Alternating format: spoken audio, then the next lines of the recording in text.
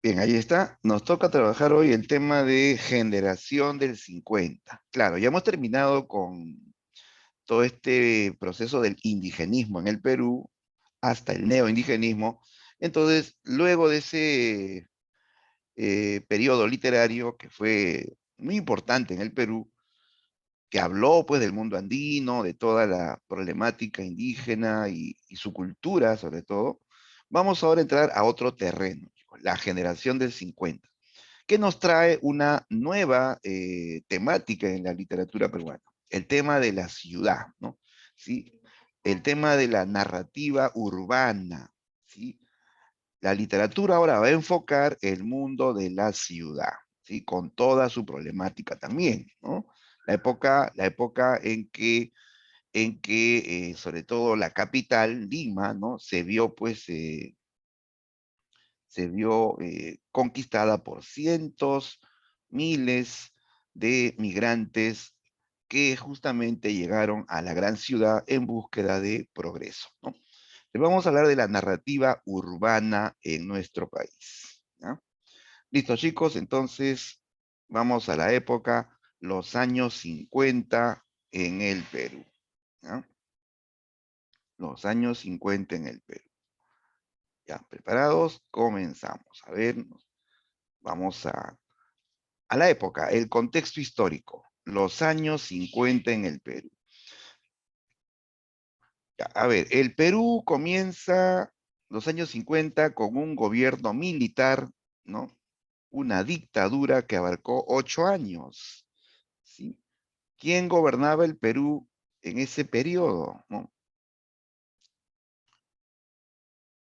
La dictadura de 8 años, ¿no? La asociamos con el general Odría, ¿correcto? Sí. Odría entra a gobernar el Perú, ¿no? Y entre las cosas, pues, positivas, porque hubo de positivo y hubo de negativo también, entre las cosas positivas, pues, en este gobierno se emprende una obra de modernización en la capital, ¿sí? Lima se moderniza en este periodo, ¿no? Odría entra a gobernar con su famoso lema salud, educación y trabajo, ¿sí? Entonces comienza pues un plan de construcción de, de colegios, de hospitales, de grandes avenidas, de edificios para los ministerios, ¿no? En esta época se construyeron esas grandes unidades escolares pues que hoy vemos en la capital, ¿no? El Alfonso Ugarte, el Melitón Carvajal, ¿no? Eh, el Ricardo Bentín, el Hipólito Unanue, el Abarte, ¿no? Se construyen los hospitales del seguro, se construye la Vía Expresa, el Estadio Nacional, ¿no? Grandes edificios para los ministerios. De Lima entra en un proceso de modernización, ¿no? ¿Ya? Pero mientras tanto, ¿qué pasaba en el campo, chicos? ¿Qué pasaba en la sierra peruana, ¿no? En la sierra no había pues oportunidades de trabajo, ¿sí o no? De progreso, mejor dicho, ¿no? No habían colegios suficientes, no habían hospitales para atender a todos, el campesino recibía pues centavos por su trabajo en el campo, ¿no? Estaba pobre. Entonces, en este periodo en que Lima se está modernizando y en la sierra hay pobreza, hay crisis, ¿no? Se produce un fenómeno clave que va a marcar el cambio de la historia de la ciudad y también que va a marcar una nueva temática en la literatura. Se produce la migración, ¿sí? La migración del campo a la ciudad, ¿sí? Lima recibe en esta etapa no a cientos, sino a miles de migrantes que vienen sobre todo de la sierra peruana hacia la capital, ¿no? Obviamente ellos vienen pues en búsqueda de progreso, ¿no? En búsqueda de un futuro mejor, ¿no? Para sus hijos también, ¿no? Pero la migración pues fue sumamente acelerada, ¿no? Y eso provocó una serie de cambios y problemas en la capital, ¿no? Por ejemplo, en esta época se genera una gran superpoblación, una explosión demográfica, ¿no? Se llenan las quintas, se llenan los solares, ¿no? Se llenan los callejones, sigue la migración y el migrante comienza a invadir las zonas más alejadas de la ciudad, las zonas periféricas, ¿no? Y nacen así las famosas barriadas, ¿no? Las barriadas, ¿ok? Que en ese tiempo eran pues invasiones, ¿no? En arenales o humildes chozas en los cerros, ¿no? Eran los nuevos sectores que aparecían en la ciudad, las barriadas o asentamientos humanos, o como dirían después, ¿no? Los pueblos jóvenes, ¿no? Pero eran zonas pues donde había muchas carencias, ¿no? Eran invasiones, ¿no? Hechas de palos y esteras, en arenales, donde no habían servicios, ¿no? Donde el inmigrante pues va a padecer, ¿no? Va a padecer muchas dificultades, muchas carencias. Por otro lado, no había trabajo para todos. La gran mayoría de migrantes trabajarían pues en obras de construcción, ¿no? O en el comercio ambulatorio. Muchas mujeres trabajarían en casas como criadas, ¿no? Pero otros no tenían trabajo. Buscaban y no encontraban, ¿no? Le decían, déjenos sus documentos, no nos llamen, nosotros le llamaremos. Nunca los llamaban, ¿no? Y así pues, ¿no? Además, había pues el problema también de la discriminación. Lima era una ciudad racista, pues, ¿no? Y al migrante lo ve pues como un invasor, como un personaje ingrato o indeseable. Entonces, va a haber pues toda una problemática que afectará pues al migrante que llega a la ciudad, ¿no? Pero justamente eso va a ser el tema de la literatura de los años 50, la vida de los migrantes en la ciudad.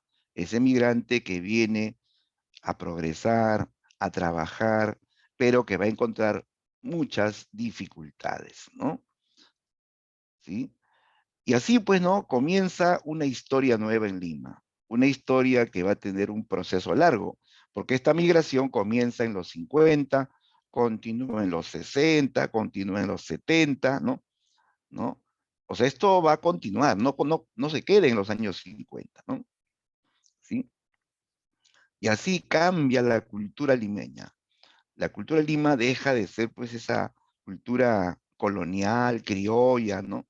Para pasar a ser pues una Lima conquistada por migrantes, una Lima donde se planta el huayno fuerte, donde se plantan las yunzas, donde posteriormente se plantará también una nueva cultura, la cultura chicha, ¿no?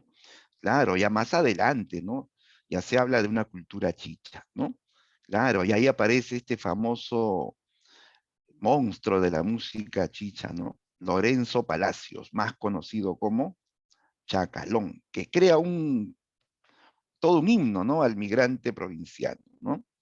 Esa famosa melodía, soy un muchacho provinciano, ¿no? ¿No? Soy un muchacho provinciano, ¿no?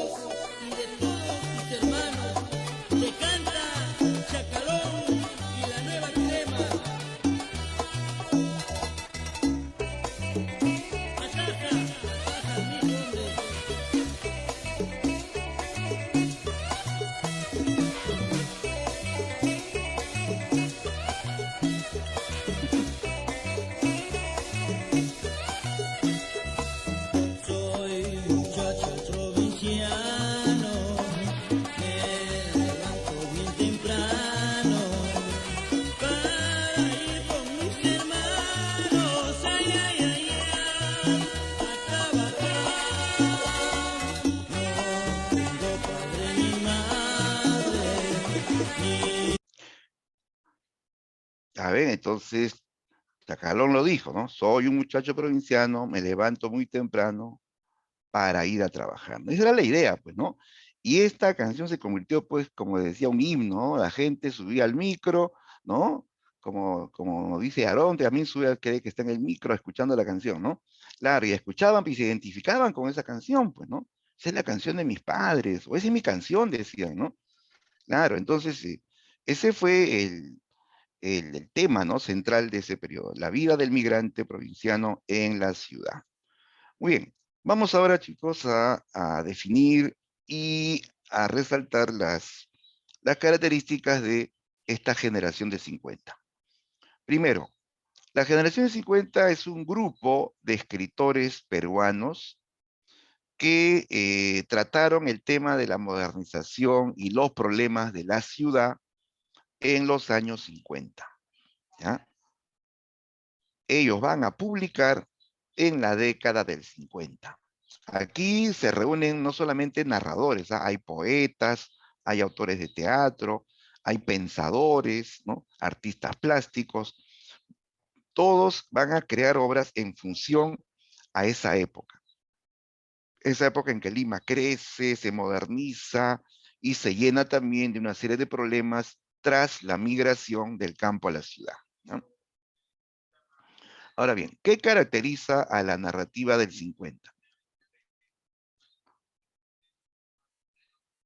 Nos centramos en la narrativa primero, ¿ya? La narrativa del 50 en el Perú eh, enfoca, para empezar, el mundo urbano, el mundo de la ciudad, ¿ya?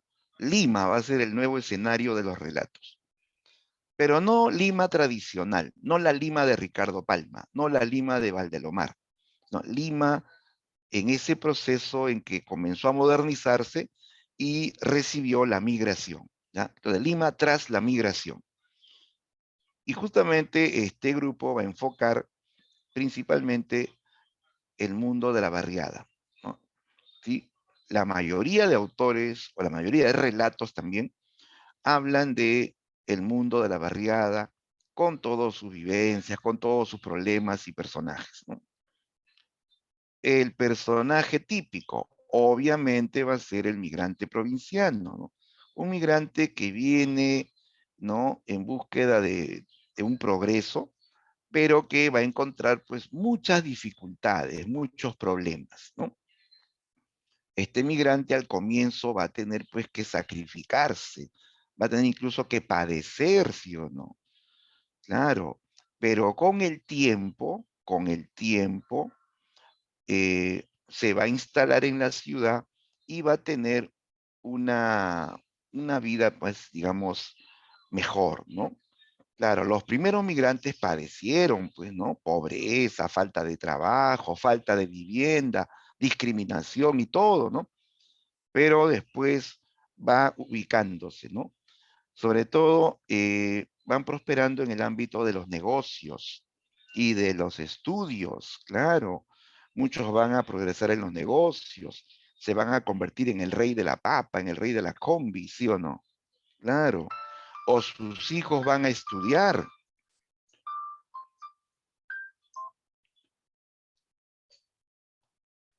van a estudiar, van a ir a la universidad, ¿sí o no? Van a ser profesionales, claro. Y van a, pues, a tener ya una vida diferente, ya no van a vivir en el cerrito, en el arenal, en la invasión, ¿no? Le van a ir poco a poco prosperando, ¿sí o no?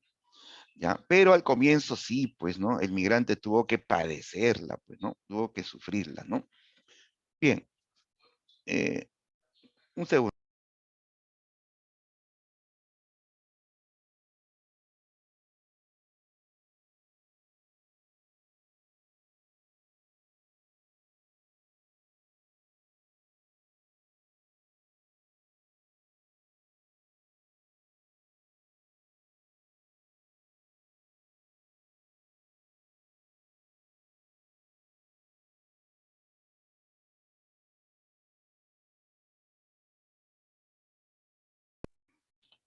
Ya.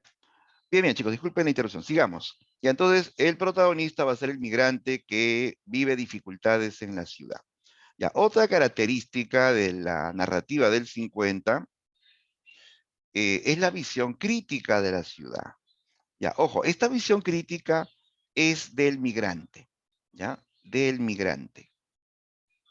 Cuando el migrante viene a Lima, al ver esta ciudad enorme, con tantos edificios, tantos autos, tanta gente, centros comerciales y etcétera, el migrante lógicamente se siente eh, un poco asustado, ¿no? Claro, cuando uno ve algo algo distinto, algo nuevo, ¿no? Eh, algo desconocido, ¿no? Eso infunde cierto temor, ¿no? El migrante se siente amenazado por una ciudad inmensa que, que no lo recibe pues con los brazos abiertos, ¿no? ¿Correcto? Eh, esa ciudad le parece un monstruo que le abre la boca. Así se va a ver a la ciudad. Entonces, una mirada crítica, es una mirada negativa, es una mirada terrorífica. Lima va a ser presentada en los relatos como un monstruo que se traga a los provincianos.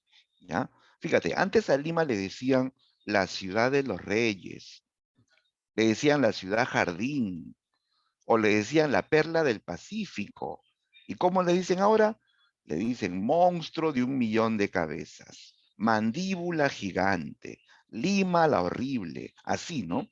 Entonces, esos adjetivos que le dan a Lima indican pues una mirada crítica de la ciudad desde el punto de vista del migrante. ¿Ya? Otra característica, este periodo habla también de la clase media, ¿ya? La clase media, ¿no? Que tiene mucho miedo de caer en la pobreza. Claro, la clase media está justamente pues entre la clase alta y la clase baja, ¿no? O sea, no son ricos, tampoco son pobres, pero tienen miedo de caer en la pobreza. Y están tratando pues de ascender, pero no van a haber condiciones, ¿ya? Eh, y la clase media se ve frustrada. ¿Ya? Entonces, varios relatos de esta época van a hablar de personajes de clase media, ¿no? Que incluso van a tener una profesión, pero que se ven pues limitados en una sociedad que no le ofrece oportunidades, ¿no? Finalmente, en esta etapa, eh, en esta etapa se desarrollan tres tendencias literarias, ¿ya? Continúa todavía desarrollándose el neoindigenismo. Aquí por abajo, observa, se desarrolla la corriente neoindigenista. O sea, van a haber autores, algunos, no todos, algunos autores que van a continuar hablando del mundo andino, pero usando técnicas modernas, las técnicas vanguardistas. O también que van a incorporar esta onda de lo real maravilloso, ¿ya? Lo real maravilloso, ¿sí? Como Arguedas, ¿se acuerdan de Arguedas? ¿No? Arguedas usaba lo real maravilloso, los mitos, ¿no? La mirada mítica del mundo. Ya, eso va a continuar en este periodo de los 50. Pero lo más cultivado, lo que predomina en este periodo, sin duda, es el neorrealismo, ¿ya? El neorrealismo es llamado también realismo urbano, realismo urbano. Eso es lo que está de moda en los años 50. La mayoría de autores de este periodo son neorrealistas. Ribeiro, Congrains, ¿no? Osvaldo Reynoso, Salazar Bondi, ¿no? Son neorrealistas. Hablan de la ciudad con estilo realista, ¿correcto? Otro caso también, otra tendencia que se va a desarrollar en este periodo es el relato fantástico, ¿ya? El relato fantástico, ¿ya? Que es algo, digamos, que se va a cultivar en menor proporción, pero también hay que decirlo, hay que mencionarlo. Por ejemplo, autores como Luis Loaiza y el mismo Julio Ramón Ribeiro van a trabajar el relato fantástico.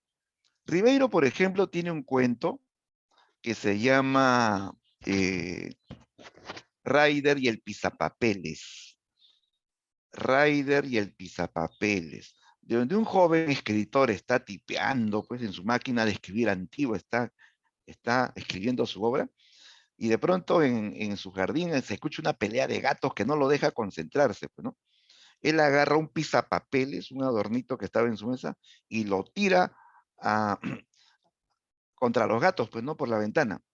Cuando él hace eso, tira el pisapapeles, no se sabe qué sucede, pero no cae en el jardín.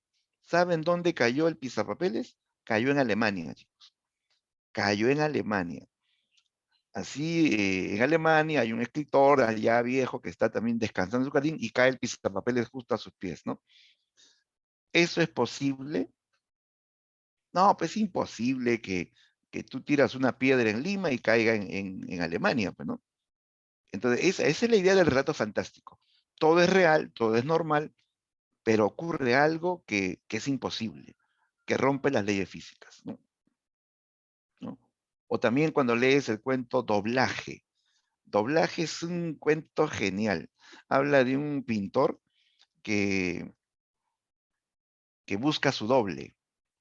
Sí, según el libro que él ha estado investigando, el doble vive en el punto más opuesto en donde se encuentra el buscador, ¿no? Él vivía en Londres, el punto opuesto era Sydney en Australia. Él sale a buscar a su doble, viaja, ¿no? Todos los días sale a buscarlo en los centros comerciales, en los cines, en los paraderos, ¿no? No lo encuentra porque su doble ha ido a buscarlo a él también, ¿ya? Su doble ha ido a Londres y este pintor que está buscando también va a Australia. Y se están buscando y nunca se encuentran. Pero viven experiencias en esos lugares, de tal modo que al final, cuando ellos retornan a su punto de origen,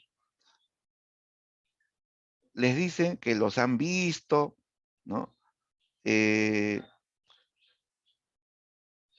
ambos descubren que se han visitado, ¿no? Que tienen sus mismos talentos, sus mismos defectos, sus mismos vicios, sus mismas manías, o sea, eran igualitos tanto en lo físico como en lo interior, ¿no?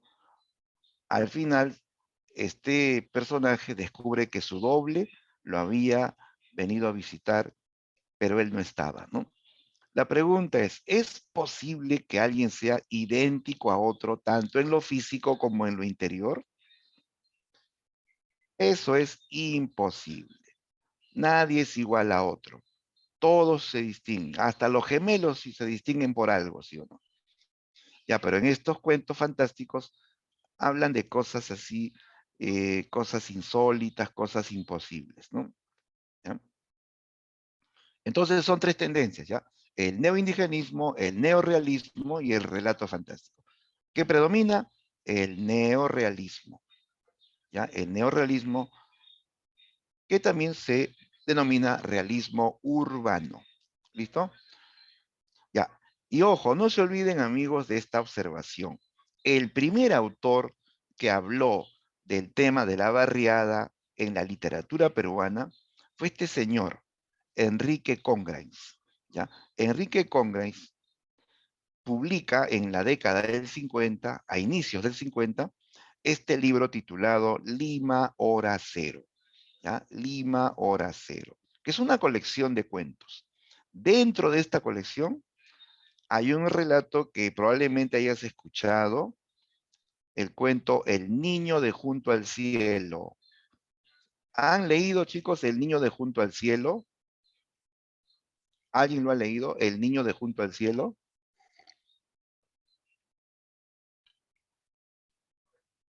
Esa historia que habla de un niño provinciano que llegó pues a Lima con su mamá y vivió en el Cerro del Agustino, y luego se encontró un billete de 10 soles, y luego viene un chico de Lima, Mosca, que es astuto, palomilla, y lo estafa, ¿no?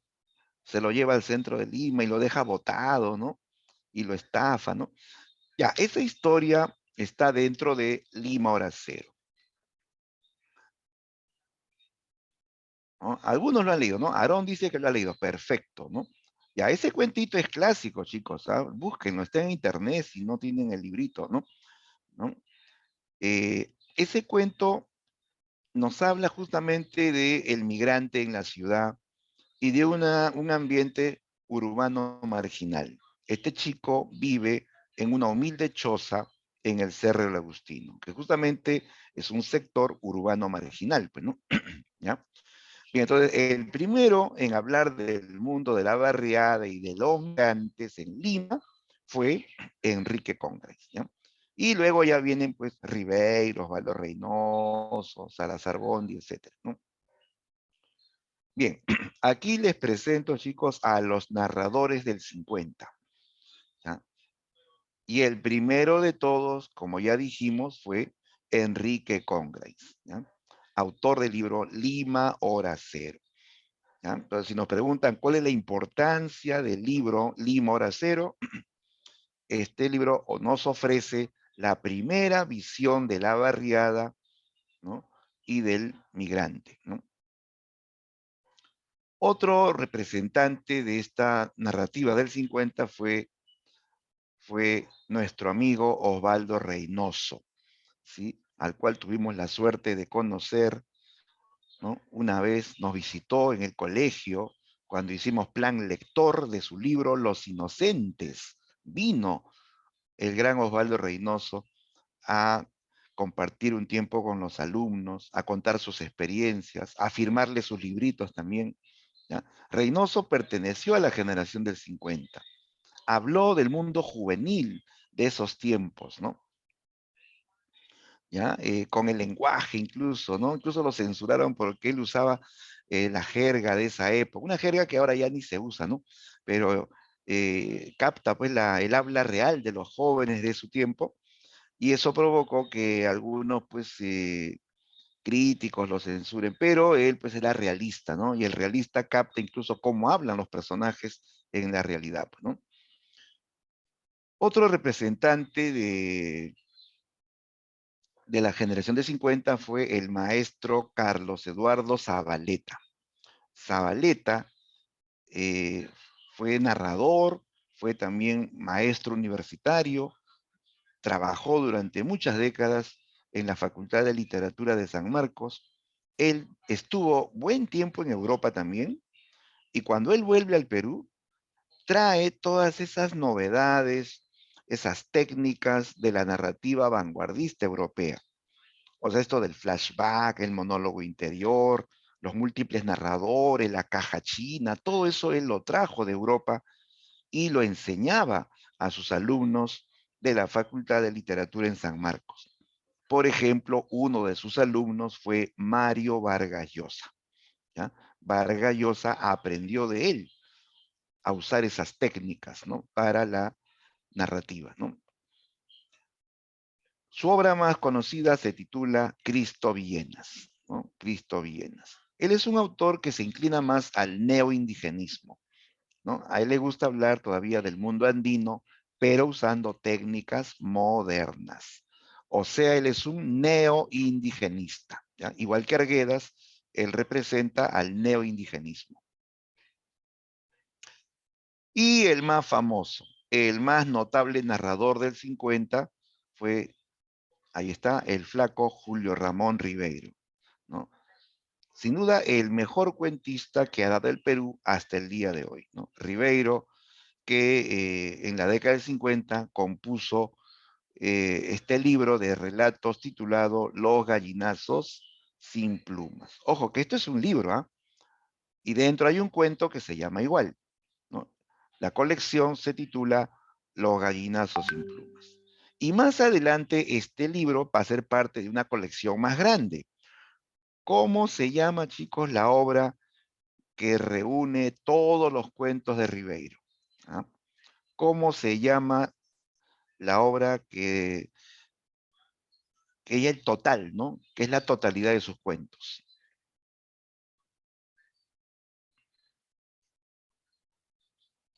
La compilación o la colección total, ¿no?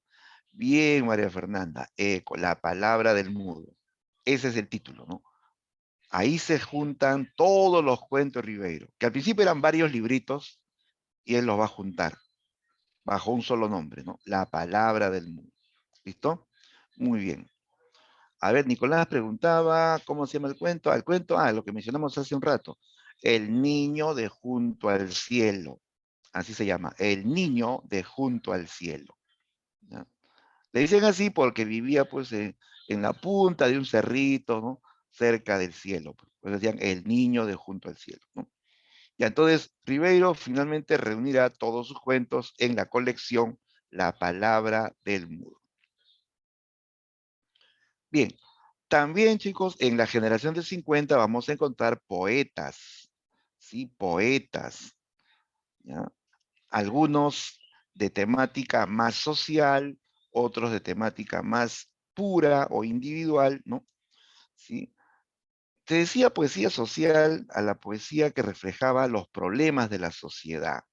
Esa poesía que servía también de protesta, de denuncia, ¿no? ¿No? Ante problemas de nuestra sociedad. Poesía pura es la poesía que no tiene compromiso social, es una poesía más individual, expone sentimientos propios del poeta, usa un lenguaje más refinado, ¿no? Entonces, se hablaban de dos tipos de poesía. La social, que era eh, una herencia de César Vallejo, ¿ya? Y la poesía pura, que era heredera de la poesía de José María Eguren. ¿Sí? Vallejo y Eguren fueron nuestros dos mayores poetas, ¿no? Ellos fueron los maestros, pues, ¿no? Para esta generación del 50, ¿no? Por ejemplo, destacan entre los poetas a Alejandro Romualdo. Escribe el libro de poesía Edición Extraordinaria. Aquí vas a encontrar este célebre poema titulado Canto Coral a Tupac Amaru, ¿sí? Canto Coral a Tupac Amaru, ¿no? Donde habla de la libertad, ¿no?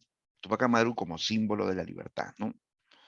También pertenece a esta generación Blanca Varela. Blanca Varela fue la voz femenina de los años 50 y una de las pocas mujeres que, que estudiaba en San Marcos en esos tiempos, ¿no? Blanca Varela viajó también a Francia, ahí captó la onda del existencialismo, el surrealismo, y así va a poder eh, generar libros de poesía con esos estilos, ¿no? Su obra más importante se titula Canto Villano, ¿ya? Canto Villano. Otro poeta de este periodo es José Eduardo Eyelson, fue poeta, pintor también, artista plástico, autor del poemario Reinos. También pertenece a esta generación Juan Gonzalo Rose, ¿no? Autor del libro de poesía Las Comarcas. ¿Ya? Entonces, la generación de 50 trae narradores, también trae poetas, incluso van a haber autores de teatro. En teatro, por ejemplo, podemos citar a Enrique Solari. Enrique Solari, que escribió el drama Coyacocha. ¿No? Bien, pero lo que marcó la época fue pues la narrativa urbana, definitivamente. Y vamos ahora sí a hablar de el autor más representativo de la narrativa urbana de los años 50. Ahí está nuestro amigo Julio Ramón Ribeiro. Julio Ramón Ribeiro, flaquísimo como siempre, ¿no? Ribeiro, ¿no? A ver, destaquemos su vida para empezar. Ribeiro nació en Lima en 1929, ¿ya? En una familia de clase media, pero que fue, digamos, eh, empobreciendo, ¿no? ¿Sí? Pero en sus primeros años de vida, pues tuvo, digamos, una vida cómoda, ¿no? Buena educación. Estudió en el Colegio Champañá de Miraflores, estudió en la Católica, ¿no? Eh, Luego recibió una beca para estudiar periodismo en Madrid. Él viaja a Madrid, ¿ya? Y realiza estudios de algunos cursos de periodismo. Luego se traslada a Francia, ¿ya? A París, ¿ya? Que era pues como una tradición, ¿no? Ir a París para ser escritor, ¿no? Todos los que querían ser escritores iban a París. Decían que en París se respiraba arte, ¿no? Que era un lugar, eh, digamos, ideal, idóneo para poder escribir, ¿no? Ya pues él va a París y estando en París comienza a escribir sus cuentos urbanos, ¿no? En base a los recuerdos que él tenía sobre Lima, en base a esa Lima que él vio cambiar en los años 50, comenzó a escribir sus cuentos urbanos, ¿no? Pero ojo que en París, a Ribeiro, eh, al comienzo le fue pues mal, ¿no? Él vive una serie de frustraciones, a pesar que él tenía estudios, ¿no? ¿No? Allá en París, luego pues de la Segunda Guerra Mundial, París también estaba pues en crisis, estaba destruido, ¿no? Él también va a padecer. Por ejemplo, no encontraba trabajo. ¿Saben cuál fue su primer trabajo? Él trabajó como ascensorista. O sea, él manejaba el ascensor. En ese tiempo el ascensor tenía alguien que lo maneje, ¿no? Todo el día manipulando, ¿no? Un ascensor, ¿no? Subir y bajar, ¿no? Claro, bueno, no es que esté mal, sino que él, pues, imagínate, había estudiado en la Católica, había hecho estudios de posgrado en Madrid, ¿no? Y trabajar como ascensorista, pues, se lo llenaba de frustración, ¿sí o no? Y peor todavía en la parte literaria. Él ya había escrito su librito Los gallinazos sin plumas, y como no tenía dinero, tuvo que vender su libro por kilo, por kilo. O sea, su libro no lo vendía para que lo lean, para que lo disfruten, no lo vendía por kilo, un poco más y para envolver pescado, chicos. Eso también fue frustrante para él, ¿no? Pero poco a poco comenzó a progresar. Comenzó a trabajar como periodista, comenzó a trabajar como traductor, ¿no? ¿No? Vuelve al Perú, gana un premio por su libro Los gallinazos sin plumas, y ya se hace ya famoso, ¿no? Más o menos, ¿no? Famoso, famoso tampoco no era, ¿no? Porque a él no le gustaba mucho la fama. Era un hombre así de perfil bajo, ¿no? Bastante introvertido, ¿no? No era pues de llamar la atención, no era de marketearse, no era de vender sus libros eh, en, en otros países como lo hace Vargas Llosa, ¿no? Entonces él era un autor que era talentoso, pero no era famoso, ¿ya? ¿Quiénes sabían que era escritor? Sus familiares, sus amigos, ¿no? Algunos, algunos intelectuales, pero no era pues él conocido, pues, ¿no? ¿Ya? Pero la fama le va a venir ya después, ya en los últimos años de vida, ¿no? Ahora, Ribeiro va a reunir sus cuentos bajo un solo título, La palabra del mudo, ¿ya? En un principio eran varios libros, varias colecciones de cuentos. Su editor le aconsejó juntar todo bajo un solo título y le pidió que busque un nombre adecuado. Ribeiro decidió llamarle a toda su colección de cuentos La palabra del mudo. Título bastante, ¿no?, paradójico, pero preciso, ¿eh? El editor le preguntó, ¿por qué la palabra del mudo? Y el mismo Ribeiro le explicó en una carta. Le dijo esto que está aquí en amarillo. Ribeiro responde, palabra del mudo, porque en la mayoría de mis cuentos se expresan aquellos que en la vida están privados de la palabra, o sea, los que no son escuchados, ¿no? Se expresan también los marginados, los olvidados, los condenados a una existencia sin sintonía y sin voz. Entonces, estos mudos no son mudos de verdad. Los mudos de Ribeiro son esos personajes que no son escuchados, esos personajes que están excluidos, esos personajes que están olvidados o a los cuales pues no se toma en cuenta, ¿no? Ribeiro, a través de sus cuentos, les da un espacio para que ellos puedan decir lo que piensan, lo que sienten, para que puedan expresar también sus frustraciones, sus arrebatos, sus anhelos, ¿no? Él les da la voz, él les da la palabra a través de sus cuentos, ¿no? Bien, entonces aquí vas a encontrar pues toda una variedad de cuentos, son 4 volúmenes, son 4 libros que abarcan más de un centenar de cuentos, ¿no? Cuentos inolvidables, pues como Los gallinazos sin plumas, Alienación, ¿no? Al pie del acantilado, La botella de chicha, Doblaje, que es un cuento fantástico. La mayoría de cuentos de este libro, de esta colección, son realistas, pero también vas a encontrar cuentos fantásticos en menor proporción, ¿no? Predomina eh, el neorrealismo, ¿ya? El neorrealismo. Ya, justamente, cuando nos pregunten características de Ribeiro, la primera característica es el neorrealismo o realismo urbano, que es lo mismo, ¿eh? Realismo urbano o neorrealismo es retratar el mundo de la ciudad con estilo realista, ¿no? ¿Qué más? En los cuentos de Ribeiro, los personajes, los personajes suelen ser marginales, ¿ya? Personajes marginales. Marginales se dice aquel que está o que se siente excluido de de un grupo social o de una sociedad, ¿ya? Generalmente se refiere a los más pobres, pero no necesariamente, ¿ah? Puede ser de clase media, pero que se siente excluido dentro de su grupo, ¿no? ¿Ya?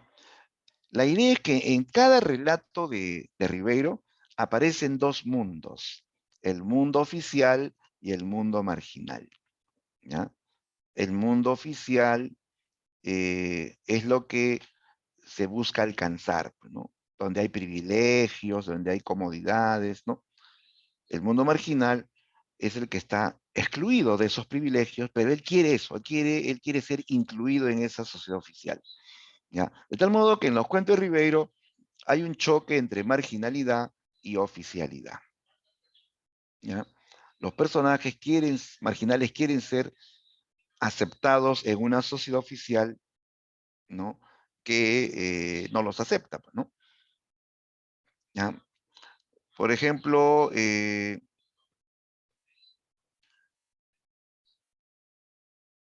el cuento Al pie del acantilado, ¿no? Ahí hablan de una familia, un padre viudo con sus 2 hijos que están buscando dónde vivir, ¿ya?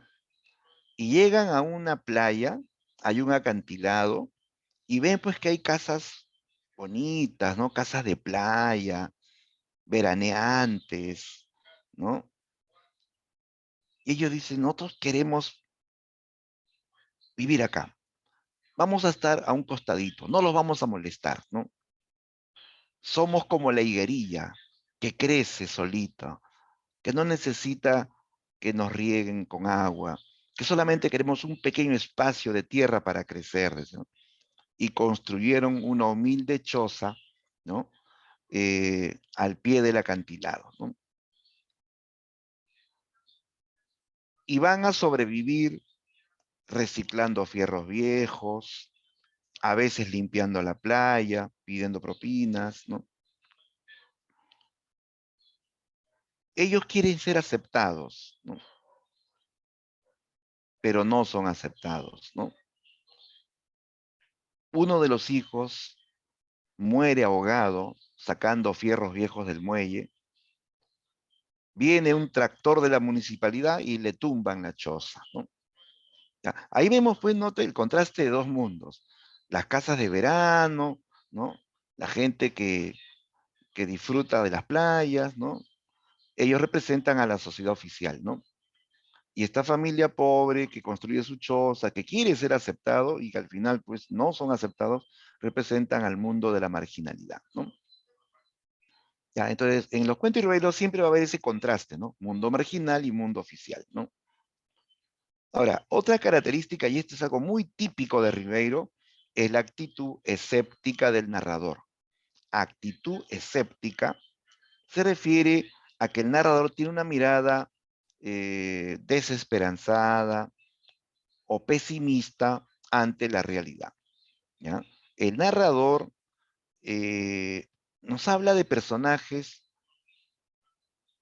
que intentan progresar, o intentan incluirse en una sociedad oficial, pero siempre fracasan, ¿ya? Todos los personajes de Ribeiro fracasan, ¿ya? El narrador trata de demostrar que la vida de estos personajes no mejora. O sea, no hay un cambio, no hay un progreso.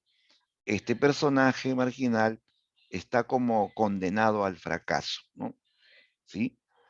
Date cuenta en los relatos, ¿no? Si lees, por ejemplo, Los gallinazos sin plumas, que todos lo conocemos.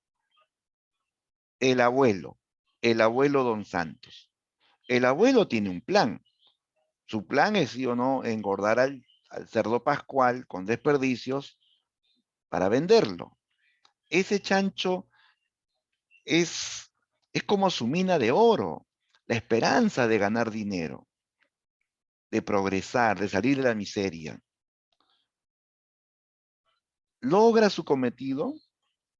¿Qué pasó con el abuelo al final del cuento, chicos? ¿Mm?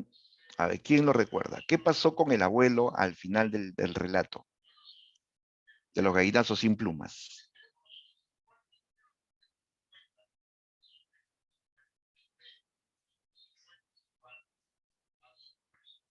¿Ah? ¿Qué pasó con el abuelo Don Santos al final del cuento Los gallinazos sin plumas?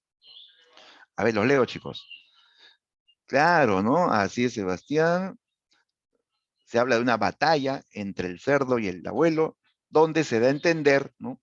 Se da a entender que el abuelo es devorado por su propio cerdo, ¿no? Claro. Al final el abuelo no cumple su sueño. El abuelo es atacado por su propio cerdo, ¿no? Entonces no se cumple su sueño. Igual, los chicos huyen del corralón asustados, pero no tienen a dónde ir, no tienen qué comer. O sea, su vida no mejora. Ese final es un fracaso. No hay cambio, no hay mejora, no hay progreso. Entonces, hay una mirada pesimista del narrador en el sentido de que él no cree que las cosas mejoren. Más bien piensa que todo va a seguir siendo siempre igual, lo mismo, ¿no? Y esto se nota en todos los cuentos. Si tú lees El profesor suplente, la historia de un eh, joven que había estudiado eh, en la universidad, pero no terminó sus estudios, ¿ya? Y trabaja como cobrador de micro, ¿no? Después le ofrecen un trabajo de profesor en un colegio privado, ¿ya? Él dice que es la oportunidad de su vida para salir, pues, ¿no? De la pobreza, ¿no? Ya, pues, se prepara para su primer día de clases y ese primer día de clases está aterrorizado, está de miedo. Se muere de miedo de entrar a un salón de clase y enseñar a un grupo de alumnos, al punto que ese día de clases llega a la puerta del colegio y ahí se queda petrificado, no da un paso más. Era un colegio de curas, ¿no? Y cada vez que él veía, pues así, hombres de negro, siempre se ponía nervioso, siempre se quedaba así como inmóvil, ¿no? El asunto es que no se atrevió a entrar al colegio, dio media vuelta y se alejó rápidamente del colegio. Nunca llegó pues a dictar su primera clase, ¿no? Y se la pasó vagando por la ciudad, muy frustrado, ¿no?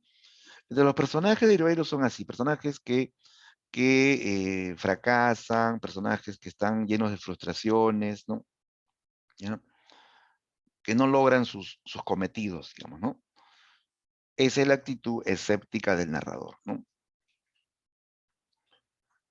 Bien, otra característica de su relato finalmente, ya en cuanto a la forma de narrar, es la linealidad. ¿Ya? Linealidad en el relato quiere decir que él narra en orden lógico, lógico o cronológico. ¿Ya? O sea, hay un inicio, hay un nudo y hay un desenlace. ¿Ya? No hay estos cambios de tiempo, no es que comience por la mitad o por el final, luego va al inicio, no, todo se narra en orden cronológico, ¿no? A eso le llamas linealidad en el relato. Bien, entonces con estas características Ribeiro va a generar una gran cantidad de cuentos urbanos, ¿no? que van a ser pues muy, muy apreciados, van a inspirar a otros narradores también, ¿no? Y va a provocar finalmente un reconocimiento internacional. ¿Ya? Ribeiro obtiene en el año 1994, obtiene el premio de literatura latinoamericana y del Caribe Juan Rulfo. ¿Ya? El premio Juan Rulfo que se otorga en México. ¿Ya? Y que viene acompañado de $100,000, más la traducción del libro a otros idiomas. Por fin Rivero logra el éxito, el reconocimiento internacional. Gana el premio Juan Rulfo en el año 94, pero ese mismo año Ribeiro se murió, chicos. Se murió. Y Ribeiro parecía pues ser un personaje más de sus relatos, ¿no? ¿No? O sea, viene la frustración de no poder recibir el premio. Ribeiro no pudo ir a México a recibir el premio porque ya se estaba muriendo aquí en Lima, ¿no? ¿Ya? Él falleció en Lima en 1994, a raíz de un vicio que era muy conocido. ¿Ah? ¿Cuál es el vicio que llevó a Ribeiro a la muerte, chicos? A ver, ¿quién lo sabe? ¿Cuál es el vicio que llevó a Ribeiro a la muerte? Así es, los cigarros, el tabaco, ¿no? Era un fumador incorregible. Ahí está el flaco fumando, como siempre, ¿no? Fumador incorregible. Se fumaba 3, 4 cajetillas al día, a pesar que los médicos le decían que esto lo iba a llevar a la muerte, él no podía con el vicio. A pesar que su esposa le escondía las cajetillas, ¿no? Lo vigilaba y todo, él siempre tenía por ahí un guardado, ¿no? ¿No? Y cuando le preguntaban, Julio Ramón, ¿por qué fumas tanto? ¿No? Él respondía, es que fumar es complementario a escribir, decía, ¿no? Fumar es complementario a escribir. O sea, él no podía escribir sin fumar. Era indispensable para él estar fumando a la hora de escribir sus obras, sus relatos, ¿no? Y así Ribeiro, pues, contrajo cáncer al pulmón, cáncer al esófago, y eso acabó con él en el año 1994. ¿Ya? No pudo ir a la ceremonia de premiación. En su lugar va su esposa y su hijo mayor. Ellos van a México, una reunión elegante, asisten escritores de muchos países, el presidente de México, ¿no? Representantes de otros países, de Francia llegaron también, ¿no? Ahí hicieron discursos en homenaje de Ribeiro, develaron una estatua de Ribeiro en México, ¿no? Y Ribeiro no pudo disfrutar de todo ese homenaje, ¿no? Entonces fallece en ese mismo año en que ganó el premio Juan Rulfo. Bien, bueno, aquí tenemos algunas imágenes de algunos relatos, ¿no? No olvides estos célebres cuentos, Al pie del acantilado, ¿no? ¿No? Un cuento que retrata mucho el tema de la marginalidad, de la miseria, de la pobreza extrema, ¿no? O este otro cuento, Alienación, ¿no? También es un clásico de Ribeiro, ¿no? Alienación, la historia del zambito que quería ser blanco, ¿no? Como Michael Jackson, ¿no? La historia de Roberto López, ¿no? Un niño que eh, dice que todas las tardes salía al parque a mirar cómo jugaban los chicos de la zona. Él era hijo de una humilde lavandera, una morena que lavaba ropa en una casa en Miraflores, ¿no? Y él salía en las tardes, ¿no? Al parque, solamente a mirar cómo jugaban los demás chicos de la zona, ¿no? Todos blanquiñosos, todos racistas, ¿no? Jugaban solamente entre ellos. A él no lo dejaban jugar, ¿no? Roberto López quería que lo llamen a jugar. pero no lo llamaban a jugar, ¿no? Pero sobre todo iba porque él se había enamorado de una hermosa chica llamada Keka, ¿no? Keka era la más bonita de la zona. Tenía los cabellos casi rubios, la piel sonrosada, los ojos enormes, ¿no? ¿No? Él soñaba con Keka, pero ella ni siquiera se daba cuenta de su existencia. A pesar que él estaba todas las tardes mirando cómo jugaban, ella nunca le prestó atención, ¿no? Hasta que un día llegó la oportunidad, ¿no? Que estaba jugando vóley con sus amigas y la pelota sale del parque, se va hacia la pista. Roberto dice que esta es la oportunidad. Él corre tras el balón, porque justo venía un camión que estaba a punto de aplastar la pelota, ¿no? Roberto corre, ¿no? Se avienta a la pista y atrapa el balón antes que la aplaste, ¿no? Y así va con la pelota hacia Keka. Y así, ¿no? Sonriente le dijo, toma tu pelota, ¿no? Dice que ella lo miró de pies a cabeza, lo vio que era sambo, bembudo, retaco, que estaba mal vestido, ¿no? Y lo sentenció. Le dijo, yo no juego con negros, le dijo, ¿no? Así le dijo, yo no juego con negros. Esa frase lo liquidó al pobre Roberto López. Esa frase marcó su existencia, ¿no? Porque Roberto López va a pensar a partir de aquí que ser negro es malo, es ser feo, es ser desagradable, ¿no? Es ser rechazado.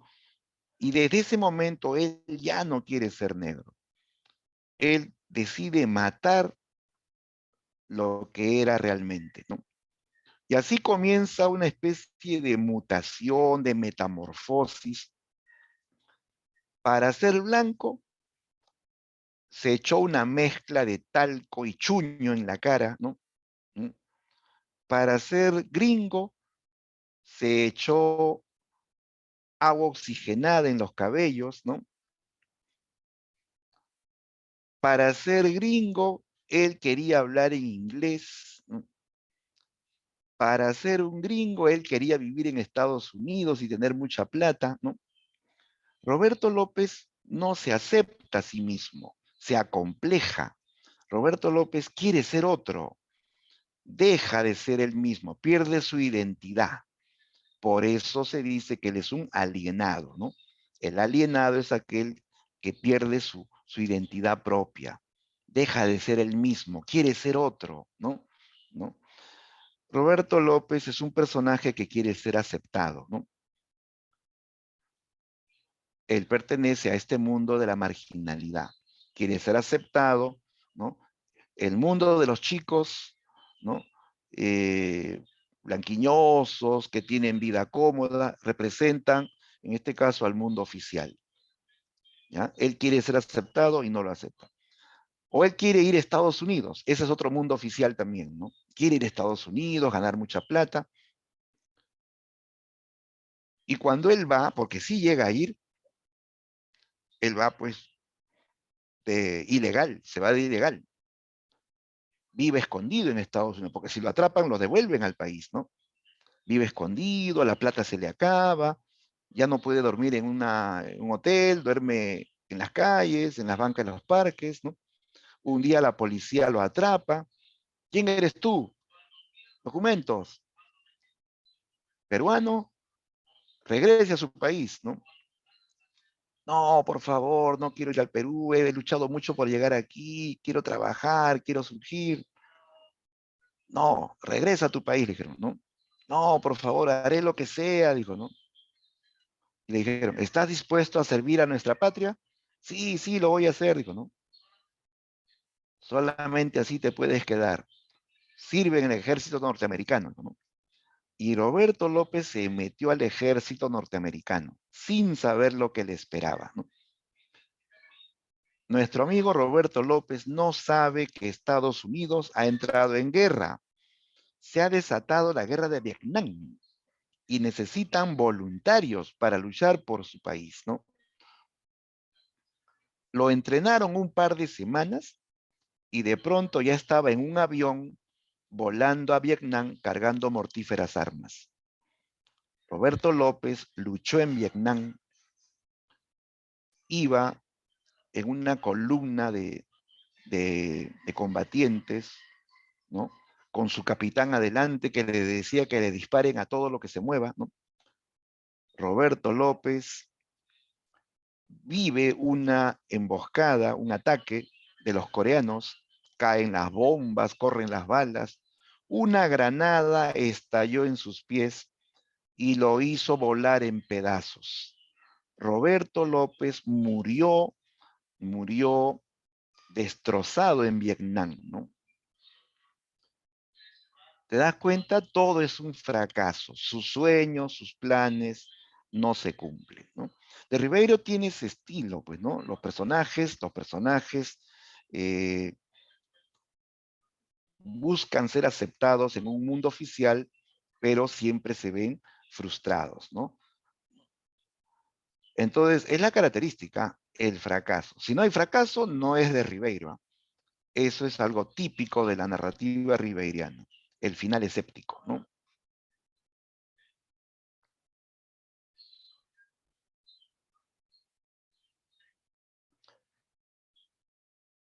A ver, leo comentarios. Juan Colán me pregunta. Ah, ya, en Lima le hicieron, claro, a Rivero sí, en Lima le hicieron su homenaje, le dieron un premio, el Premio Nacional de Literatura, ¿no? Claro. Bien, vamos a terminar, chicos, comentando este cuento que también es clásico de Ribeiro, ¿no? Un cuento que es el caballito de batalla de Ribeiro en su obra La Palabra del Mudo. Me refiero al cuento Los gallinazos sin plumas, ¿sí? Los gallinazos sin plumas. A ver, ¿por qué se llama los gallinazos sin plumas? ¿Quiénes son los gallinazos sin plumas? ¿Mm?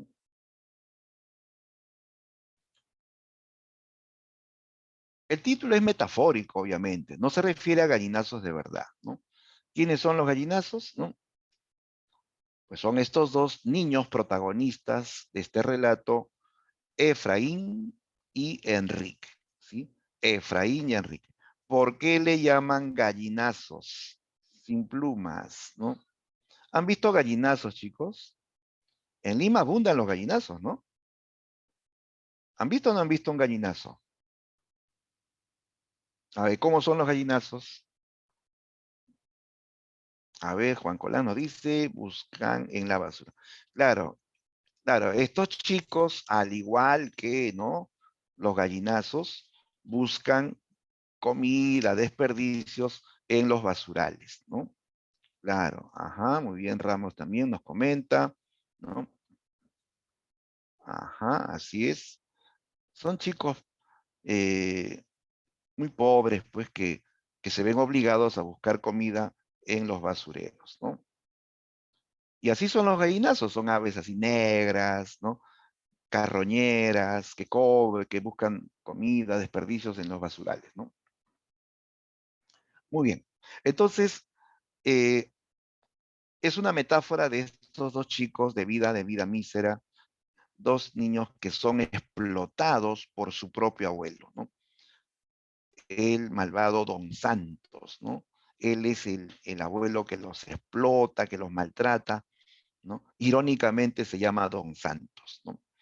Bien, entonces Los Gallinazos sin Plumas narra esta historia de Don Santos y sus dos nietos, ¿no? Estamos hablando, chicos, de un relato corto, o sea, es un cuento urbano, realista, eh, y pertenece al género épico o narrativo, ¿no? La narración es lineal, como es típico de Ribeiro, o sea, es una narración en orden lógico, se narra en tercera persona, hay una voz que está contando la historia, una voz externa que habla en tercera persona, que habla de él o de ellos, ¿no? Siempre en tercera persona. Se nota en este cuento la oposición entre los espacios marginal y oficial. Claro, aquí el mundo marginal está representado por este abuelo y sus dos nietos que viven en un corralón así hecho de palos y esteras, donde no hay piso, donde ellos conviven con un chancho, en un lugar salpicado de basura, ¿no? Pero más allá, cerca nomás, ¿ah? Está Miraflores. Miraflores, un distrito moderno, pituco, ¿sí o no? Donde la vida pues contrasta, ¿no? Con esta otra vida de los niños y su abuelo, ¿no? Entonces se nota ahí la oposición de dos espacios, el mundo marginal y el mundo oficial, ¿no? El tema central en este relato es la miseria, ¿ya? La miseria, o sea, una pobreza extrema, ¿no? Y la explotación infantil. Claro, en esta historia, Efraín y Enrique son explotados por su propio abuelo. Bien, veamos rápidamente los hechos principales, ¿no? Don Santos es un abuelo cojo, ¿ya? Usa una pata de palo. Vive con sus dos nietos, Efraín y Enrique. Estos dos chicos, de ellos no nos dicen nada de sus padres. Aparentemente son huérfanos, aparentemente han sido abandonados. No nos mencionan nada de sus padres, ¿no? Ellos son criados por el abuelo. El abuelo, el abuelo todas las mañanas los despierta a gritos para que vayan a buscar la comida que engordará al favorito del abuelo, a su cerdo pascual, ¿sí?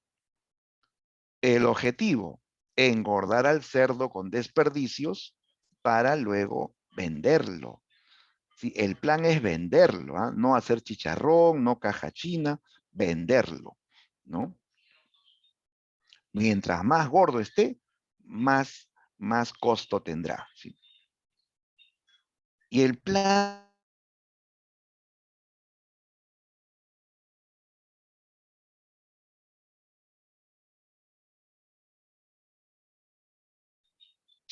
o sea, este primer chancho era la esperanza, pues, ¿no? De un progreso, ¿no? De un progreso económico, de un desarrollo económico, ¿ya?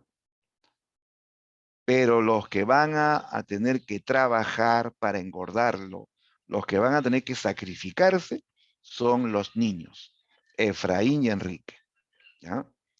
El abuelo los obliga a traer la comida para Pascual, porque ve en este chancho su futuro, pues, ¿no?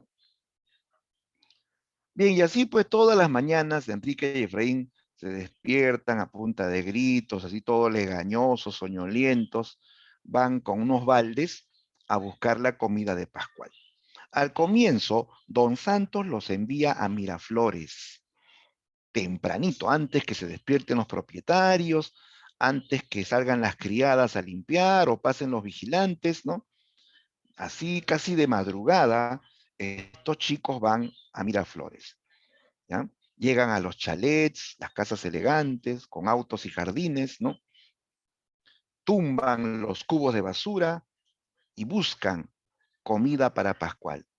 Pero no encuentran mucha comida para Pascual.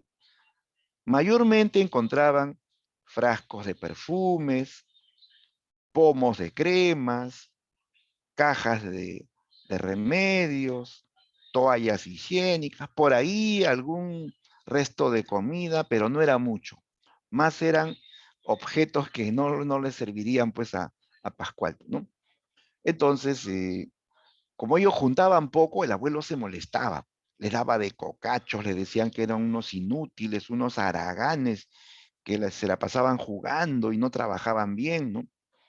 Mañana irán al muladar, les dijo, ¿no? Ya no a Miraflores, irán al muladar. El muladar era un basurero inmenso que quedaba al pie de un acantilado, ¿ya? ¿Ya? Eh, un basurero enorme, ¿no? Ahí ellos llegaban caminando a pie luego de varias horas, ¿no? Comenzaban tirando piedras para espantar a los perros, a los gallinazos, a las ratas, ¿no? y luego se metían en el muladar. Dice que las piernas se le hundían hasta las rodillas. El olor era nauseabundo, ¿no? Y ellos tenían que meter la mano en medio de excrementos, plumas y desperdicios para buscar la comida de Pascual. Y así iban llenando los baldes, ¿no?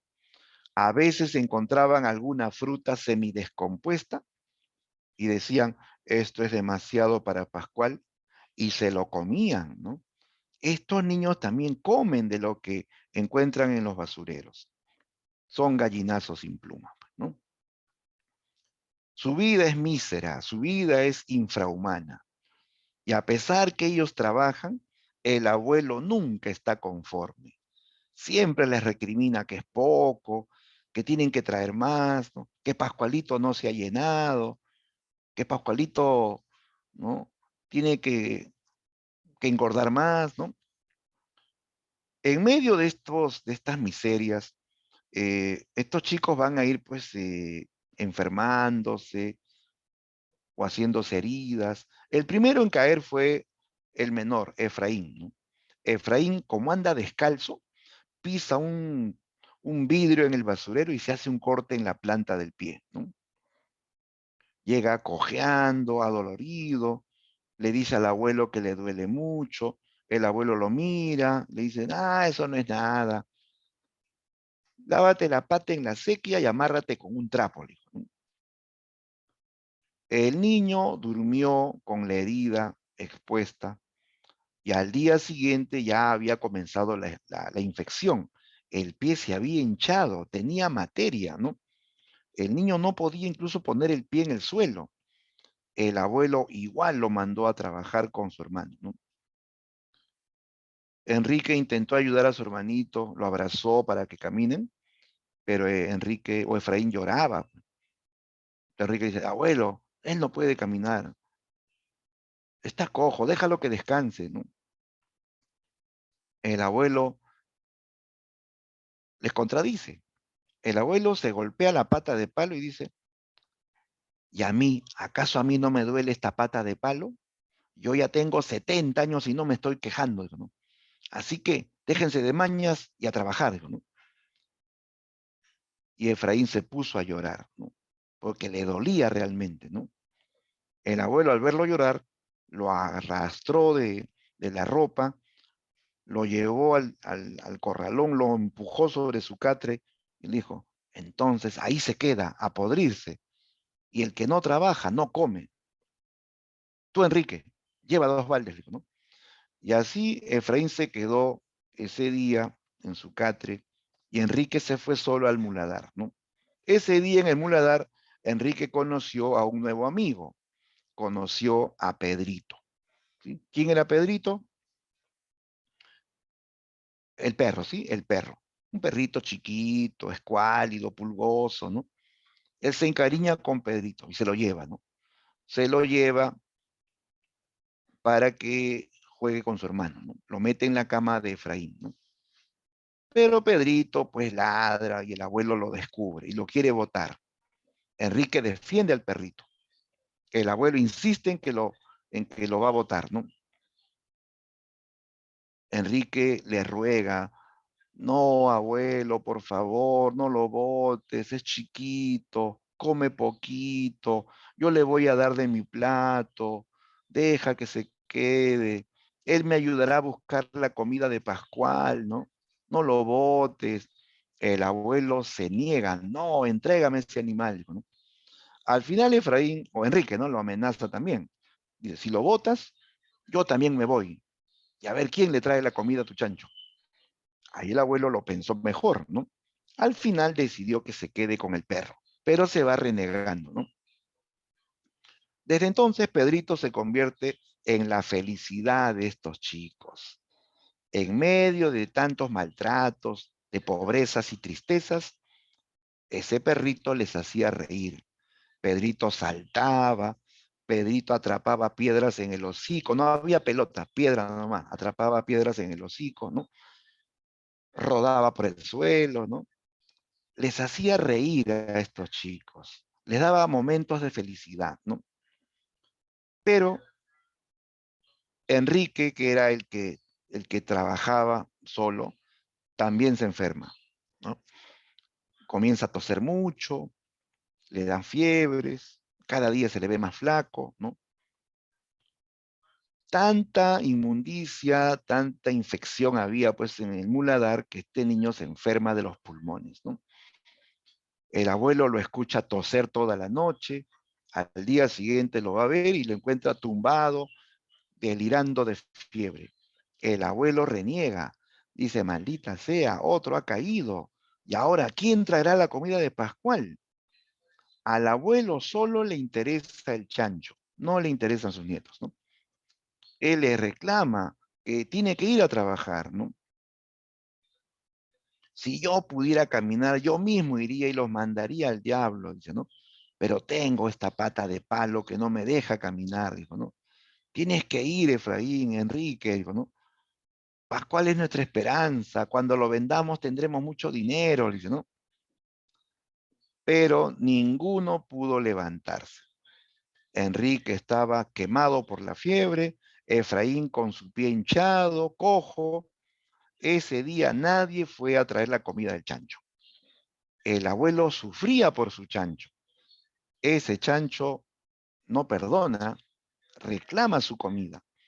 El abuelo se desespera al punto que decide ir por la comida de Pascual. Pero como él estaba acostumbrado a caminar, cada paso que daba era como un lanzazo sobre su cuerpo. El viejo dio unos pasos y tuvo que regresar, ¿no?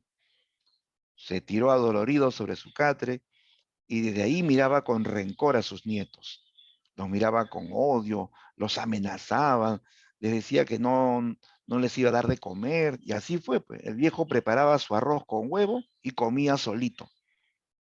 Y a los chicos no les daba de comer, ¿no? Decía que si Pascualito se moría, ellos también se iban a morir, ¿no? Y así pasaron varios días. Y el chancho estaba pues muriéndose de hambre, ¿no? El chancho ya no gruñía, rugía de hambre. Hacía tanto escándalo que los vecinos de chozas cercanas venían a reclamar por la bulla que hacía el chancho. Y comentaron que si ese chancho no comía dentro de poco, sería capaz de comerse una persona. Y así, luego de varios días, en el chancho ya está moribundo, el abuelo no soporta más y a punta de gritos y bastonazos levantó a los nietos y los mandó a buscar la comida de Pascual. Enrique, que ya estaba un poco mejor, pidió que, le pidió al abuelo que deje descansar a Efraín, que él iría por la comida. El abuelo le da los vales. Pronto, ve pronto y regresa rápido. Pascualito se está muriendo de hambre, ¿no? Y Enrique va, pues así todo enfermo, todo hambriento, flaquísimo. El viento lo ayudaba a desplazarse, ¿no? Juntó la comida lentamente, regresó muy cansado luego de un par de horas, ¿no? Cuando él llega al corralón, había un silencio sepulcral, ¿no? No había ruido en el corralón. El chancho ya no hacía escándalo como siempre, ¿no? Entra y ve a su hermanito llorando, pues, ¿no? Le pregunta qué ha pasado, ¿no? Efraín le dice, el abuelo, el abuelo se llevó a Pedrito, ¿no?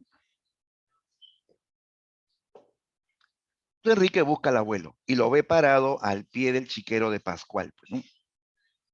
Le pregunta, ¿dónde está Pedrito? Abuelo, ¿dónde está Pedrito? El abuelo ni volteaba, ¿no?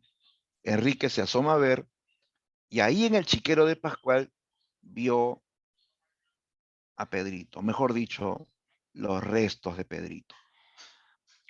Como, como ya te imaginas, el abuelo pues lo ha matado y se le ha dado de comer al chancho. El chancho lo estaba terminando de comer, el perro estaba destrozado. Al ver a su mascota destrozada, el niño comenzó a llorar y a gritar, reclamándole, ¿por qué? ¿Por qué lo has hecho? Ahí está la comida para tu chancho, ¿por qué lo has hecho? ¿No? El abuelo avergonzado no quería ni mirarlo, ¿no? El niño le buscaba los ojos, ¿no? Reclamándole, ¿no? El abuelo, incomodado, le da un manotazo. El niño cae al suelo, pero se levanta lleno de furia, con un palo en la mano. Le da un palazo en la cara, el abuelo cae al chiquero, se le rompe su pata de palo, queda tumbado boca arriba y Pascual se abalanza sobre él. El niño huye asustado, ¿no? El niño escucha los gritos de su abuelo que pide auxilio, ¿no? Él decide escaparse junto a su hermano, ¿no? Le dice a Efraín, vámonos, Efraín. El abuelo ha caído al chiquero y Pascual se lo va a comer, dijo, ¿no? Entonces, esos chicos abandonan el corralón. Enrique abraza a su hermanito que no puede caminar bien y lentamente se van alejando del corralón. Ven los edificios de Miraflores y Lima les parece una gigantesca mandíbula que los quiere tragar, ¿no? Y mientras van huyendo, escuchan el rumor de una gran batalla, los gritos desesperados de Don Santos y los gruñidos espantosos de Pascual. No se dice que muere, pero se sobreentiende. Se da a entender que este abuelo termina devorado por su propio chancho. Y allí se cancela toda esperanza de desarrollo, toda esperanza de progreso. El final es un fracaso, final escéptico, ¿sí? Típico de Ribeiro, ¿no?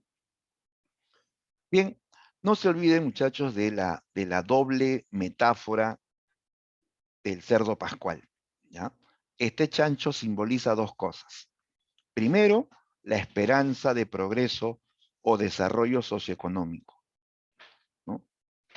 La esperanza para este abuelo de tener dinero, ¿no? Pero también este chancho representa la urbe, a la gran ciudad, la urbe que sacrifica al migrante, que sacrifica al marginal. Claro, este chancho crece, engorda, a costa del sacrificio de estos niños. Entonces, el chancho es la urbe que sacrifica a los marginales. ¿Listo? Muy bien. Visto ya esta exposición teórica, vamos ahora a la práctica. ¿Ya? A ver, chicos, descarguen su material. ¿Ya? El tema de generación del 50. ¿No?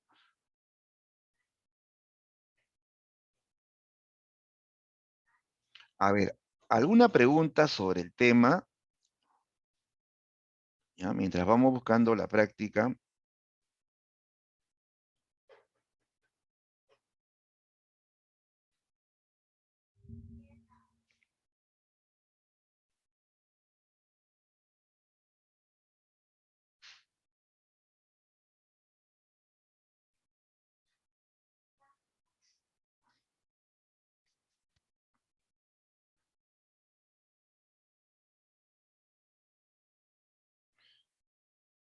Listo, chicos, vamos entonces a resolver la dirigida 34. Ya, a ver, me dicen todo claro. Ya, listo. Entonces, avanzamos la práctica. Ya, a ver. Listo, listos. Participamos, chicos, en la solución. Manden su clave, ¿ya? La primera pregunta dice, teniendo en cuenta el contexto de la generación del 50, marque la alternativa que contiene la afirmación correcta. Según el contexto, ¿no?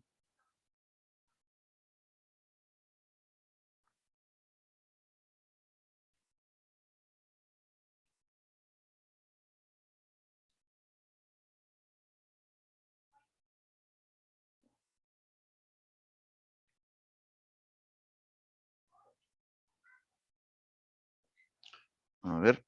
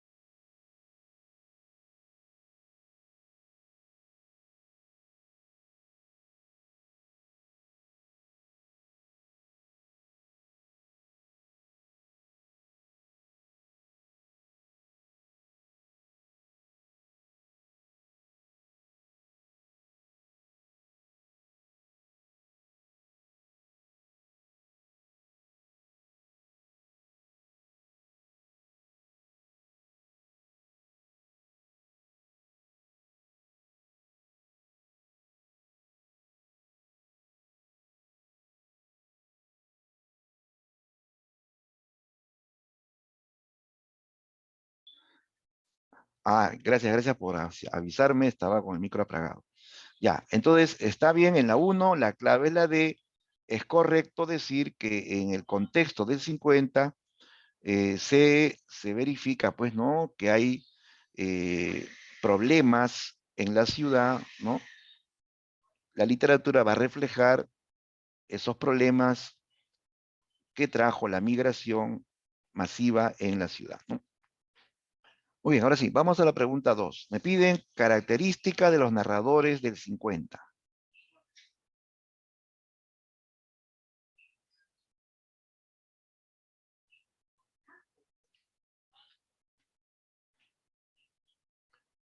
A ver, características de los narradores del 50.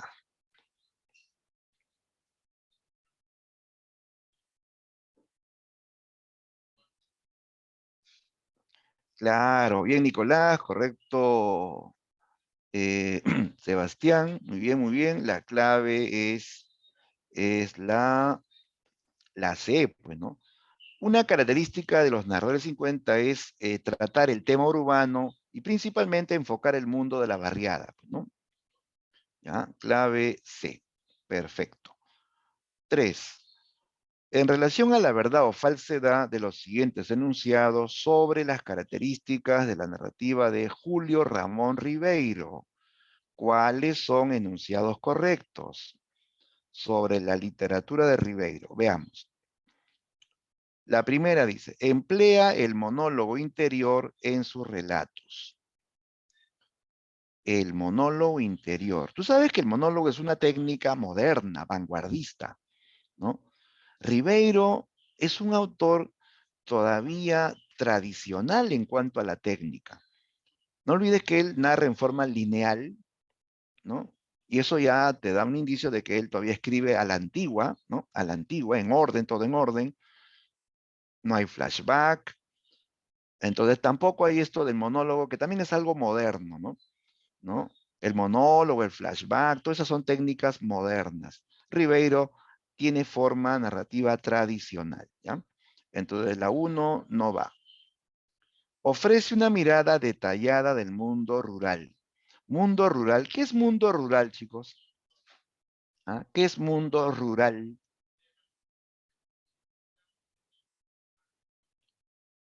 A ver, ¿quién dice que es mundo rural?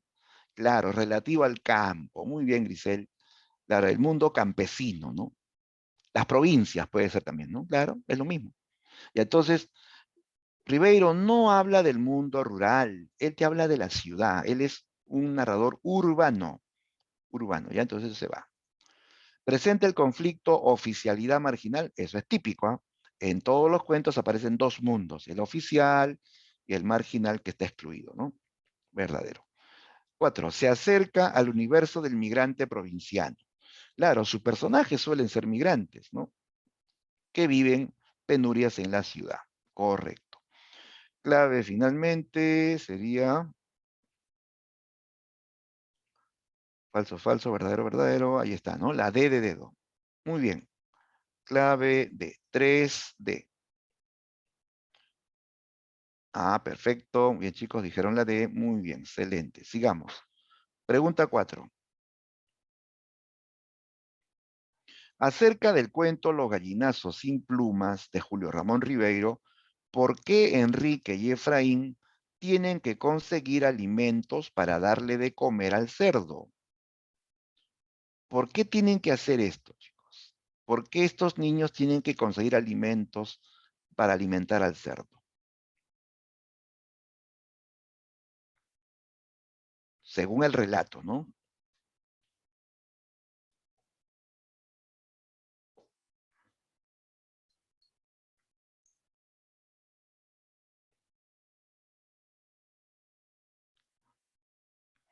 A ver, claves, claves.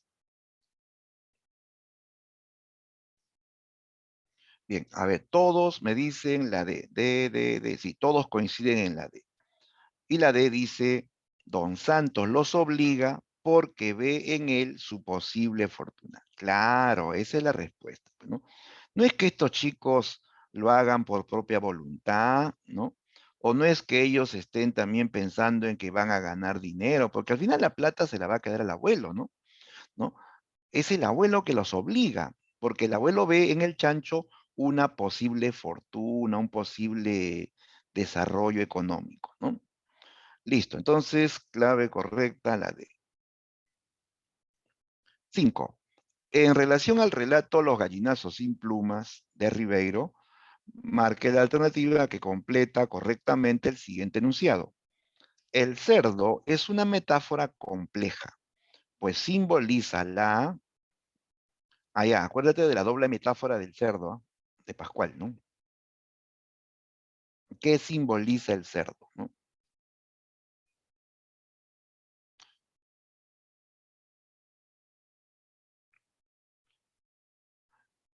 Bien, Maffer, exacto.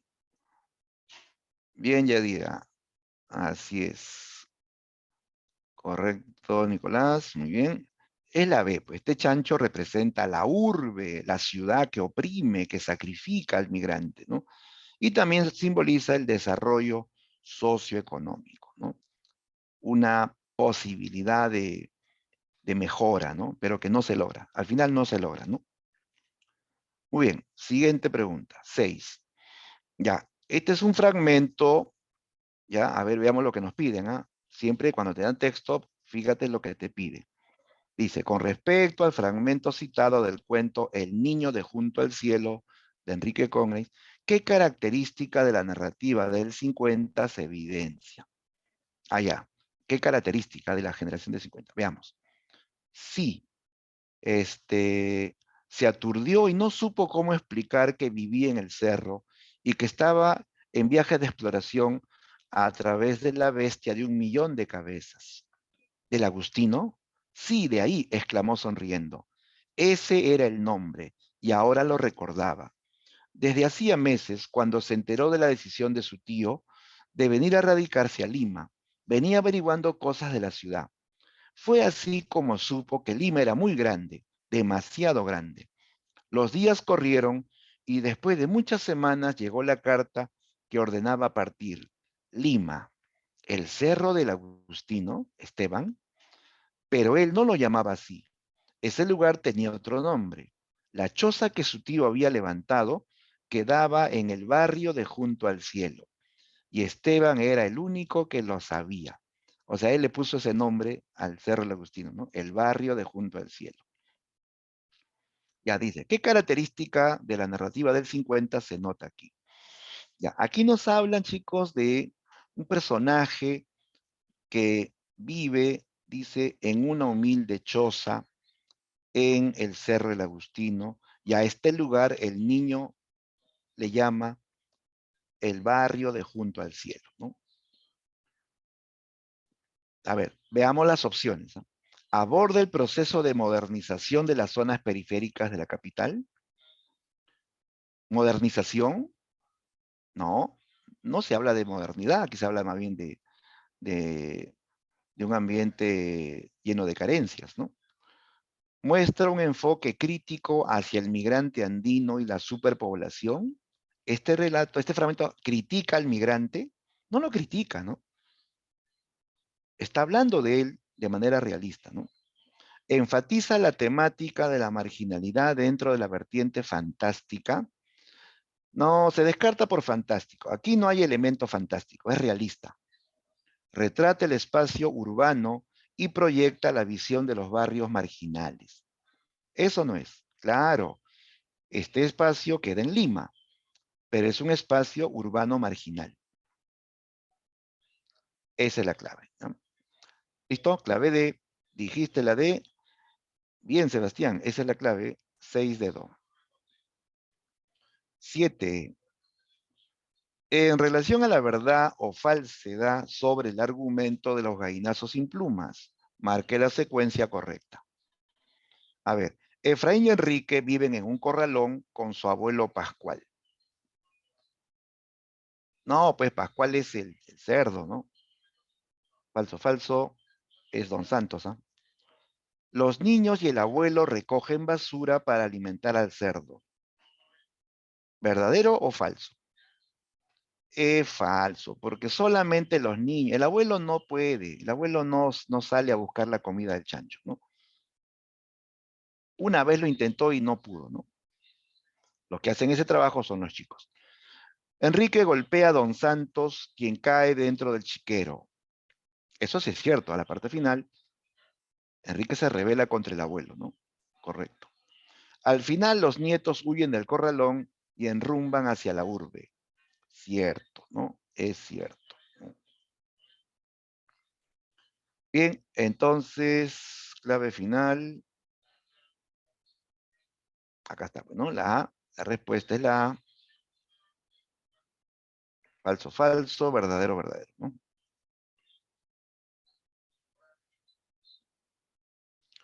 Listo. 8, vamos a la 8. Dice, en relación a la verdad o falsedad sobre el contexto y las características de la narrativa del 50.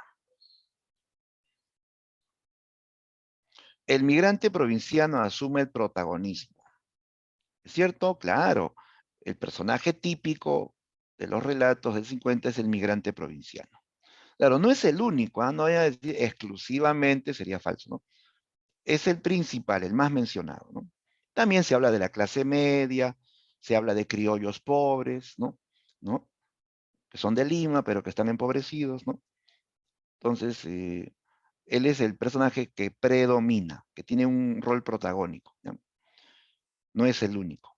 Dos, la explosión demográfica da origen a las barriadas. Claro, o sea, la superpoblación, como no hay lugar para todos, entonces se genera pues de que tienen que invadir zonas ya más periféricas y ahí nacen las barriadas. Pues correcto, esto es correcto. Se expone una mirada idealizada de la urbe. Mirada idealizada de la urbe. Eso significaría que hablan de Lima como un lugar perfecto, hermoso, lleno de felicidad. Y no, pues a Lima, tú sabes, lo ven como un monstruo más bien, ¿no? ¿Sí? Entonces, esto sería falso. No idealizan a la ciudad. Hay una mirada crítica más bien, ¿no? El neorrealismo es una línea temática desarrollada. Claro, esto es lo más importante, lo que predomina. El neorrealismo o realismo urbano. Ya, entonces, sería verdadero, verdadero, falso, verdadero, ¿no? A ver, ahí está la clave. Sale, sale la C. ¿Listo? A ver, vamos a la 9. Pregunta 9. Marque la opción o la alternativa que completa correctamente el siguiente enunciado. En la narrativa de Ribeiro aparece un narrador el cual manifiesta una actitud escéptica debido al... Ah, ya. ¿Con qué asocias esto de actitud escéptica? No olvides esto que es típico de Ribeiro. ¿Ah? ¿Con qué se relaciona la actitud escéptica del narrador?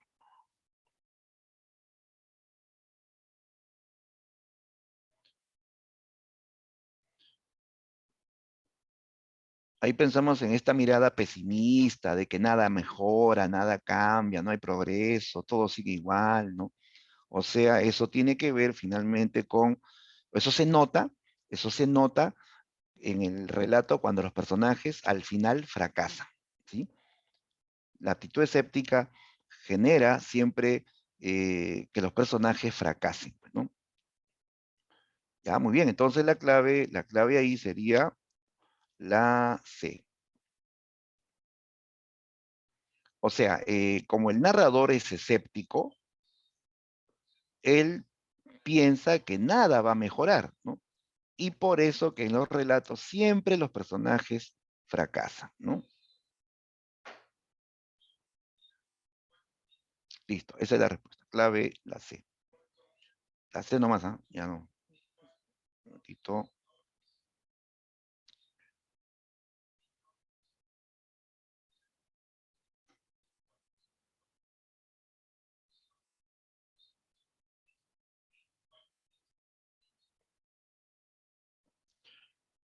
Ya. Entonces, 9C. 10, la última. Afirmación correcta en los gallinazos sin plumas, excepto. Ah, ya, te piden la excepción, ¿ah?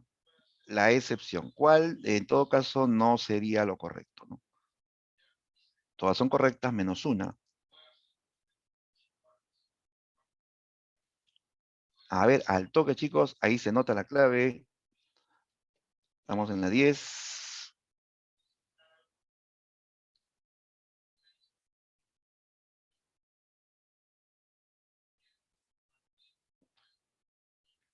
Todas son correctas, te piden la excepción, ¿ah?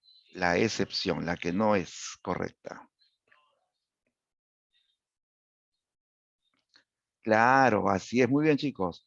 El narrador en los gallinazos sin plumas no es personaje.